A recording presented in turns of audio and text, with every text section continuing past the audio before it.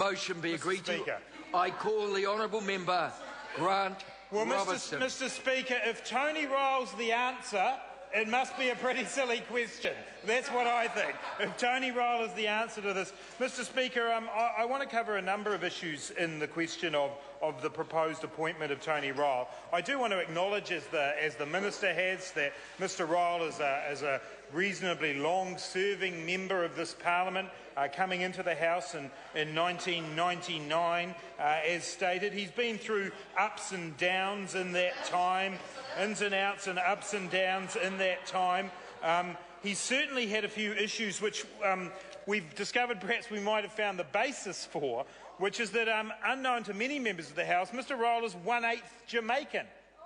1/8 Jamaican. And as my colleague Clayton Cosgrove unkindly suggested, the limbo member, how low can you go, Tony Ryall? But I do want to acknowledge Mr. Ryall as a person who has been in the House for a long time. But, Mr. Speaker, the fact that we are today debating this vacancy itself is a matter that members on this side of the House are greatly concerned about. And the first point I want to make is that when John Key announced that Tony Ryall would be being nominated for this position, he said that he was forced into that position because Peter Dunn, who was then a member of the Intelligence and Security Committee, was no longer a minister. He was no longer a minister and therefore he couldn't serve. Well, the Prime Minister is wrong, Mr. Speaker, and the Prime Minister has failed to correct the misleading impression he has left with the New Zealand public that Peter Dunn had to be replaced on the committee, that he had to be replaced because he's no longer a minister. Section 7(1)(c) of the Act makes clear that the Prime Minister can appoint any member of Parliament, after consultation with parties in the government. So any member could be appointed, and in fact, Peter Dunn, according to the government, currently remains the leader of a party within the government. So for the Prime Minister to try to justify to New Zealanders Peter Dunn going off the Intelligence and Security Committee because he is no longer a minister is quite simply false. And what that leads us to, Mr. Speaker, is that the Prime Minister is quite clearly telling New Zealanders he doesn't trust Peter Dunn to be on the Intelligence and Security Committee. And presumably he's doing that, Mr. Speaker, because he believes that Peter Dunn is the person who leaked the Kitteridge report. The problem that members on this side of the House have, and the problem that members of the public have, is that that is not the finding of David Henry's investigation into the leaking of the Kitteridge report. David Henry says he cannot say who leaked the Kitteridge report.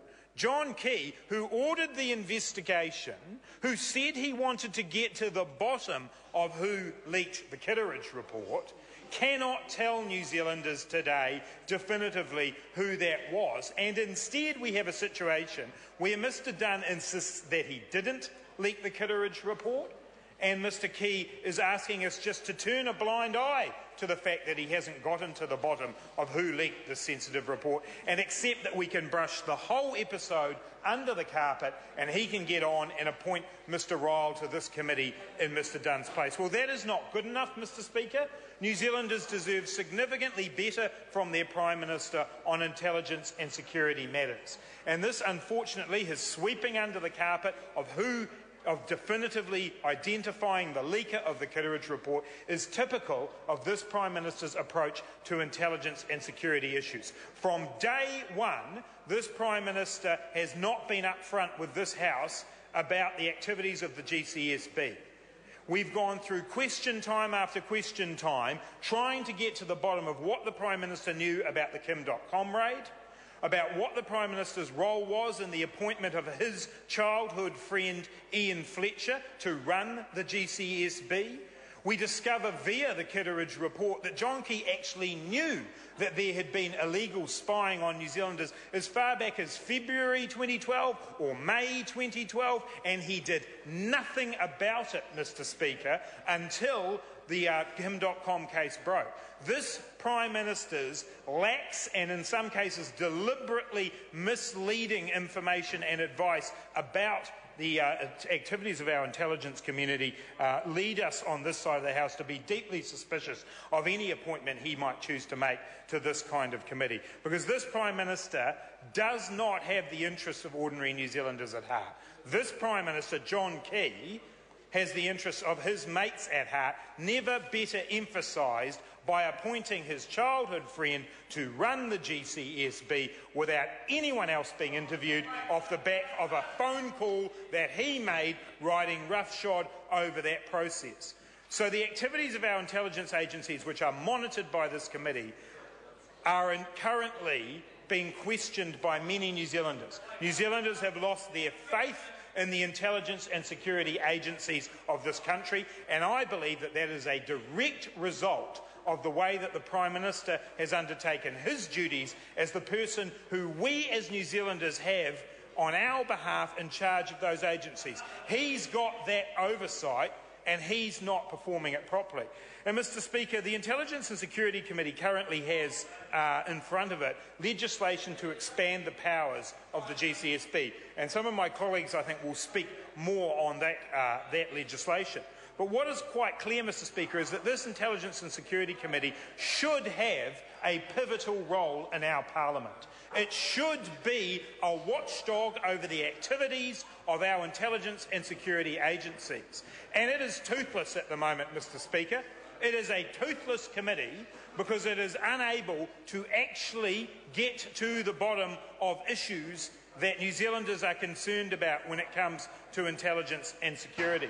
Mr Speaker, the Labour Party believes that there needs to be a full and independent inquiry into the activities of our intelligence agencies. It is not good enough for this government to bring to the House legislation to extend the powers of those intelligence agencies when there is such a cloud hanging over them. When there is activity in the international community in terms of cybercrime that is increasingly being of a worry to people in New Zealand. New Zealanders are worried about their privacy. They're worried about whether their details are available to governments overseas. And this government wants to ram legislation through this committee in a way that I do not believe many New Zealanders would accept. Mr Speaker, we need better oversight of our intelligence agencies. And one of the matters the Labour Party would like to see in a full review of our intelligence agencies is what is the best kind of parliamentary oversight that we can get. As we stand today, the Intelligence and Security Committee cannot give New Zealanders the confidence that they need about our intelligence agencies. I believe that as part of that review, we need to include what level of parliamentary oversight is appropriate and how we ensure that it is not just Mr John Key that we have to trust when it comes to the activities of our intelligence agencies, but as a parliament we can own those. Because as we stand today, Mr Speaker, the privacy of New Zealanders is at risk, and we do not have a Prime Minister in John Key who seems to care about that, who seems to take his job as the watchdog over our intelligence agencies seriously, and he comes to the House today to appoint Tony Ryle to this committee. Well, Mr Speaker, the committee itself is flawed. The process by which Peter Dunn lost his position on the committee has been fudged by the Prime Minister, and today we have a situation where our intelligence agencies are not trusted by New Zealanders. This appointment of Tony Ryle today will do absolutely nothing to increase that confidence. We need a full and independent inquiry into our intelligence agencies, and the national government should agree to that today. I call the honourable member Dr Russell Norman.